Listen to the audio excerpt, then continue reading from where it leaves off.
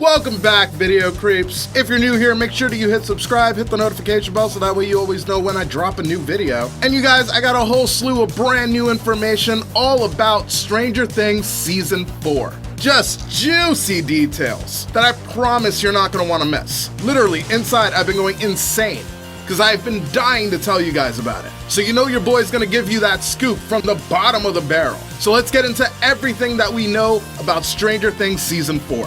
And make sure that you stay till the very end of this video, because I got a whole bunch of details that you're not going to want to miss.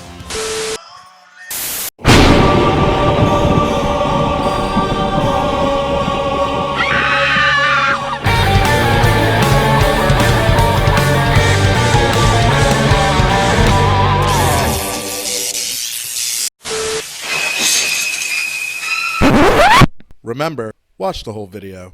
Don't be a bitch. Now, back in September of 2019, Netflix announced that we were getting a 4th season of Stranger Things. Now, not long after that, the Duffer Brothers, who have done every single season of Stranger Things, signed a multi-year film and series deal with Netflix. Now, the season is going to have a dramatic shift for a major part of this season. In previous seasons, Stranger Things was always filmed in Georgia and Indiana.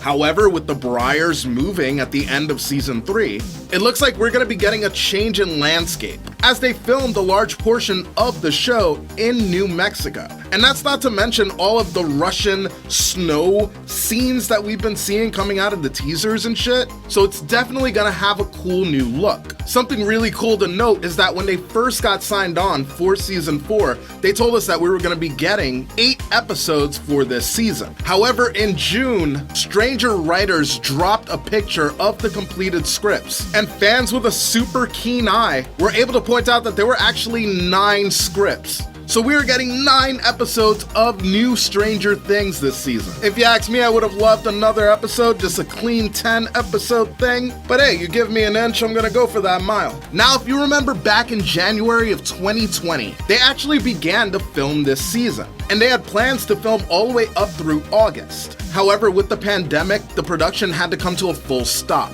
with no plans of picking up shooting in sight. Very sad indeed. That is until the Stranger Things camp made it public knowledge that in December of this year, the cast and crew are gonna get right back together again to resume filming.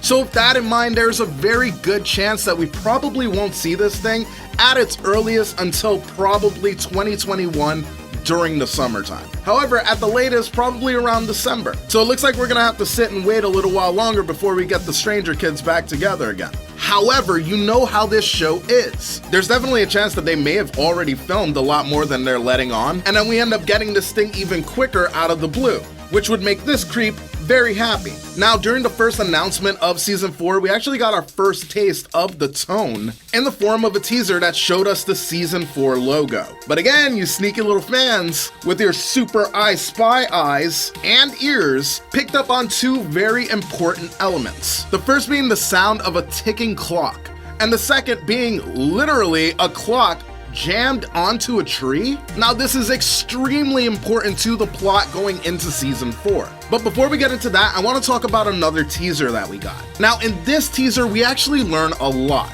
We see a Russian base where it looks like prisoners are being forced to work on a railroad. So we know that the Russians will be a big deal moving forward. They were the main antagonists in the last season. And it looks like that's going to continue right on into Season 4. However, the biggest reveals from this teaser are the introduction of, this is gonna suck, Tom Walshiha. You may recognize this guy from Game of Thrones, and in the teaser he looks like one of the guards, but really that's kind of all that we can deduce from his character. But the bigger reveal is that our boy Hopper is alive, and not that well. He's rocking a hard bald head in this season, and that's actually not a huge shocker. With the end of Season 3, we knew that the Russians had an American prisoner, and Noah even spoiled it on a panel once, before it was common knowledge. So anyone who was worried about their fucking Jim Croce loving bang bang cowboy copper guy not returning, you good. However, my sources have confirmed that Dr. Brenner is also set to return to Stranger Things Season 4. Now, if you remember, the last time that we saw Dr. Brenner was back in Season 2, when he got attacked by a Demogorgon. and then he was assumed dead. However, we actually never saw him die. So there's a high possibility that throughout this time he's just been surviving in the Upside Down. Considering his knowledge on parallel dimensions, it's not that hard to believe. Or is it possible that he's even working with the Russians? Since it seems as if both of their motives kind of fall in line with one another. We know that the Russians have a Demigorgon in their possession. Could it be possible that Dr. Brenner is helping them understand it? Another big thing is that Murray will be coming back. The conspiracy theory loving comedic relief will be back for season 4. However, sources have it on good record that he won't be playing for the same team as before. No, this time we will see Murray working with the Russians. No! And to be completely honest, I fucking see it. Murray is a character who looks out for his own best interests, and he seeks knowledge. What better way for him to get the information that he seeks than getting into bed with his perceived enemies? Another returning character that we can expect to see is Erica, Lucas's little sister, and we will see a lot more of her. During the time that Stranger Things has been gone, she was promoted to a series regular for season 4. And when the Duffer Brothers were asked about the direction of her character and how in line it'll fall with the comic book, the Duffer Brothers confirmed that her storyline will be very similar with small differences. For those who casually just watch the show and don't get into the comic series, as we saw in season 3, Erica steals a bunch of acid vials from the Russians at the end of season 3, smuggling them out with her as she was able to get away. And in the comics, she's a bit of a businesswoman, selling the acid to fucking God knows who, because I don't read the comic. But it is interesting to figure out who is she going to be selling this acid to. More returning characters, as to be expected, is going to be Maya and Steve, who we last see getting jobs over at the arcade that we've seen season after season in Stranger Things. Which personally, I can't wait for that. I really like the manager at the arcade, so I think the banter between Maya, Steve, and him is going to be really fucking funny. And Joe Keery has been really tight-lipped about the direction of what's going to happen with Steve moving into season 4. However, what he has let through is that Steve will be tying up a lot of loose ends. So potentially we might be seeing Steve go to school, or finally figure out what he wants to do with himself. Or hell, he might even meet a girl. More on that in just a bit as well. But before that, let's talk about Maya. Now, we will be getting a bunch of brand new characters in season 4, one of which will be Maya's brother, Eddie.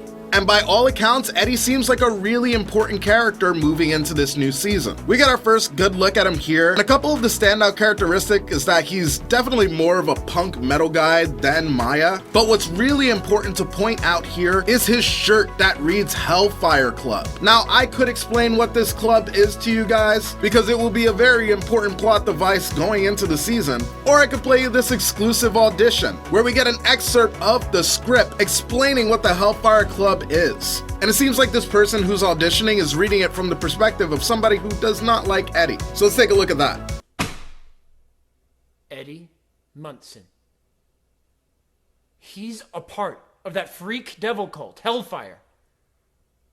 The cops, they say Molly went to him to buy drugs. That's bullshit. That's what I said. Molly would never touch that shit. And they wouldn't even show her parents her face. I don't know what that freak did to her, but it was something sick. He probably sacrificed her, drained her blood for the devil. I hear Satanists do that shit. That's what I'm saying. It's this cult he's in. Hellfire isn't a cult. And it has nothing to do with Satan. It's just a D&D club.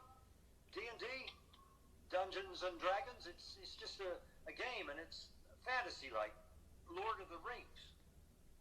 And how exactly is it you know all that? My sister, she's like, a total nerd. She plays sometimes. And I'm sure your sister isn't killing people. But shit, I read the wrong people play this game.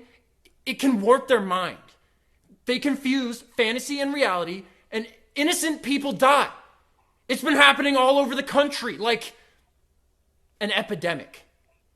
Shit, yeah, I read about that too, man. And I think Eddie, he's the wrong kind of person. He got lost. Thought Molly was part of his sick game. And chances are he's still in the game. Meaning? He's going to kill again. But not if we can help it. Would Molly want us to just stand by while the cops follow up their bullshit leads? Spreading rumors she's some druggie? No! She'd want us to go out there and do something about it, wouldn't she? Yeah. Then let's hunt some freak for Molly. Let's go! Get out there! Now, I imagine that we're going to establish the club very early in the season, considering that now I know the names of the first 3 episodes. And the very first one is called the Hellfire Club. The second episode is called Tick-Tock, Mr. Clock. And the third episode will be called You Snooze, You Lose. Again, a lot of time references with the names of these episodes. And believe me, I am getting to that. But just staying on the topic of brand new characters for a moment, one of the new people coming in will be Joe Stouffer. Anyone who's a fan of Agents of S.H.I.E.L.D. might recognize this guy. He is confirmed to be in season 4, though we have no idea how deep his character will go. We will also be getting 3 brand new teenager characters, who I can only assume will be close to the kids that we already know and love. One of which is a character named Vicky, and we have an audition tape with her lines as well. So let's take a listen to that. Oh my god, I was seriously not expecting to see anyone here, especially not you. Whoa, that's a lot of gas. Oh yeah, lots of gas. Gasoline. Yep. I get it. I mean, everyone's paranoid. My parents are like totally freaked. They're convinced I'm next and won't let me out of their sight. Now suddenly I'm at the Army-Navy store as they prepare for war with the rest of the town, apparently. Yeah, totally. It's just so crazy. Yeah, crazy. Anyway, I'm just saying hi. Stay safe, yeah? Now, it seems like she might be talking to Dustin just from that line and just trying to deduce who it could be. However, I think this is going to be an older character who clearly has a thing for whoever she's talking to. Which makes me wonder, is Steve finally going to meet the person that he's supposed to be with? I'm not sure, but we learned a lot from that audition. It sounds like they're going to be going through some kind of lockdown in Hawkins. More people are going to be disappearing. So we got Vicky, we got Eddie, and I think the third teenager will be a character named Argyle. A stoner philosopher type who we actually have an audition tape for as well. So take a listen to the script. Remember, these are just audition tapes. None of these people have been officially casted. However, what they're saying is from the script in season 4. So let's go ahead and get a vibe of this character. I guess a part of me, I don't know, expected her to be on that plane, like, surprise I came after all, or something, you know? But she didn't even call. Did that gangly brother say something? Like what? Did you pass on a message from her or some shit like that? No. Damn. That's fucking brutal, man. The weird part is, I should feel upset, but instead... Now, you feel like a sense of relief, right? Yeah. Like all that weight she was fucking carrying around, it's just like poof, it's gone. Like some seed pods from the dandelion and floating around in the wind. Yeah, exactly. Exactly. You see, you know what that did? Do you know what that is? Do you know what that is? That is the purple palm tree delight working. It's magic, my brother. Purple palm tree delight. You got any more? For sure. My backpack is in the top pocket. Go grab that. Now, the big takeaway from that is that this character is giving seemingly love advice, which begs the question, who is he giving this love advice to? Did Mike fly out to go see Elle and she wasn't amused? We know it's a male character that had to fly somewhere, so either it is Mike flying out to see Elle, or it's Jonathan flying back to see Nancy. By this point, the kids would be freshmen in high school and we would see them going into high school, but Jonathan and Nancy would be seniors. And this does seem like a more mature issue between the two. So I think there might be a problem in paradise for Jancy. And we got Steve out here tying up loose ends and shit, who knows? We can't be too sure at this point. Now, I want to go over some quick behind the scenes photographs before I get to one of the biggest reveals and themes of season 4. Now in this picture, it looks like we got Sadie and she's coming out of the arcade, just rocking her little tape deck and shit. And this is right after her and Dustin go into the arcade very excited. Now my assumption is that these two go into the arcade to tell Steve and Maya something that's potentially going on, and maybe at first they don't believe them, so they leave defeated, and that's the face that she has right now. However, I have footage of all 4 of these characters running out of the arcade and getting into a car. So something has happened here. We got Steve doing his regular Steve thing, kind of skeezing out and looking at the ladies. And look at her face, she's into it. That's good. Good for Steve. Maybe this is our Vicky character. In the same day, probably the same episode, we got Dustin here riding his bike. More shots of the arcade. This is a really interesting photograph. It's definitely from the high school. And again, we got that clock theme going. We got a cool picture here of Maya, Lucas, and Dustin. And if you look in the corner by the tree there, in the plaid, I believe that's supposed to be Elle. But what I think is really cool is that we got our boy Lucas over here rocking the flat top. It looks like they got Sadie with them as well in this scene. And here we get another shot of Eddie with Maya. Production posted this picture of their asylum stock, so I'm wondering, with the return of Dr. Brenner, are we going to be seeing more from the asylum, maybe more flashbacks to Elle's past? And last but not least, we got this little picture that I wanted to end on just so that way we can hone into this drug sign here. By all accounts, from what my sources tell me, drugs are going to be a major part of season 4. The kids are getting older, and that means that we can start to explore more adult themes. And one of those themes is the pressure of drugs. We know that the Hellfire Club will have something to do with drug use.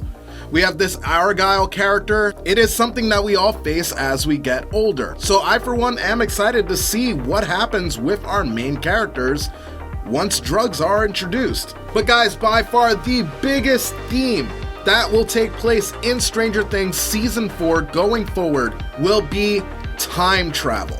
We've had nothing but indication after indication that time travel will be a major part of Season 4. There's all of these mysterious clocks all across the promos. All of the episode names that we know so far are indicative of that, of a clock. Time and time travel will be a big component moving forward. And honestly, this really shouldn't come as any surprise to any of us. In Season 3, we saw Elle starting to explore that part of her powers. We know that she can go into people's subconscious minds, remember what she did with Billy. And by going into people's minds like that, she opens up a gateway where she can put herself in people's memories. We are absolutely going to be exploring that realm of possibility in Season 4. Remember, those are just Elle's capabilities, and Elle is still learning her powers. So is it possible that the Russians have a far more sophisticated way to travel through time? And why is it that we keep seeing these clocks in the Upside Down?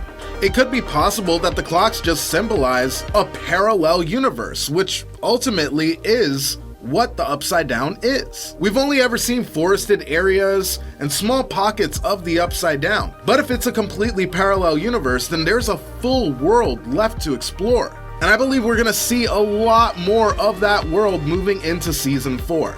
Guys, I want to thank everybody who stood to the end of this video. I want to throw a couple shout outs, one specifically to my source who helped me out on my babysitter videos by feeding me some information. He came through again, so thank you so much. And I also want you guys to check out Stranger Things Spoilers.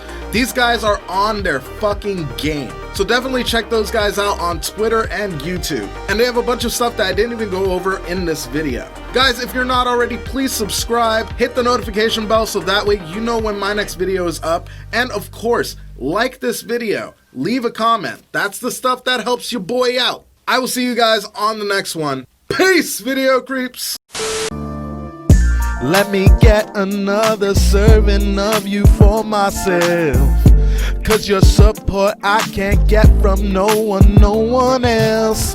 Rebecca Reviews and Desmond Flicks, Larry Sherman, Carwoman, Butcher's Grindhouse, Kyoko, and Corey Stew.